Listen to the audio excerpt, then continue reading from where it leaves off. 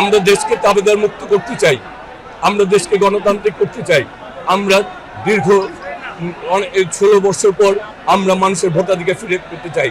আজকে বিদেশি শক্তি, তাবেদারি সেই রাষ্ট্রগুলি এবং দেশের অভ্যন্তরে লুকিয়ে থাকা অনেক ষড়যন্ত্র চক্রান্তকারীরা এই দেশের এই সামনে 12ই ফেব্রুয়ারি ভোটকে নস্যাৎ করার জন্য তারা আজকে চক্রান্ত ষড়যন্ত্র করছে।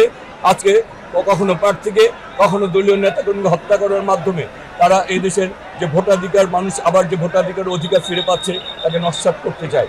আমরা যে কোনো অনেক রক্তের বিনিময়ে, অনেক জুলাই আগস্ট গণঅভ্যুত্থানের মাধ্যমে, অনেক রক্তের বিনিময়ে এবং শরীফ ওসমান হাদির রক্তের বিনিময়ে আমরা একটি নির্বাচন করতে চাই এবং সেই নির্বাচনে আমরা চাই আগামী দিনে প্রতিটি মানুষ তার ভোটাধিকার ফিরে পাক।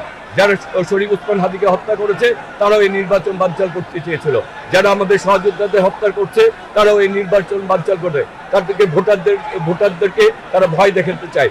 আমরা বলতে চাই, আমরা অনেক রক্ত দিয়েছে, নির্যাতন নিপীড়ন সহ্য করেছি, আমরা কোনো কিছুতে ভয় পাই না। আমরা যতক্ষণ না পর্যন্ত মানুষের ভোটাধিকার, মানুষের গণতন্ত্র ফিরে না আসবে ততক্ষণ পর্যন্ত আমরা একের পর এক শহীদ হলেও এই মানুষের অধিকারকে ইনশাল্লাহ আমরা বাস্তবায়ন করব। এই অন্তর্বর্তীকালীন সরকারের উচিত এই দেশের প্রতিটি মানুষের নিরাপত্তা নিশ্চিত করা এবং নির্বাচনের নিরাপত্তা নিশ্চিত করা এবং যারা প্রার্থী তাদেরকেও নিরাপত্তা নিশ্চিত করা। কিন্তু আজকে যদি তারা এটি ব্যর্থ হয় তাহলে এর দায়িত্ব তাদেরকে নিতে হবে। আমরা যারা আমরা আজকে প্রার্থী হয়েছি জনগণের ভোটাধিকারকেই বাস্তবায়ন করার জন্য, আমরা প্রার্থী জনগণের ভোটাধিকারকে বাস্তবায়ন করার জন্য। সুতরাং আমরা আমাদের সর্বোচ্চ ত্যাগের বিনিময় হলেও এই জনগণের ভোটাধিকার ইনশাল্লাহ আমরা এই বাস্তবায়ন করব। তাতে যদি আমাদেরকে মৃত্যুবরণ করতে হয় আমরা পিছপা হব না ইনশাল্লাহ। আমরা অতীত রাজপথে ছিলাম, এখনো আছি।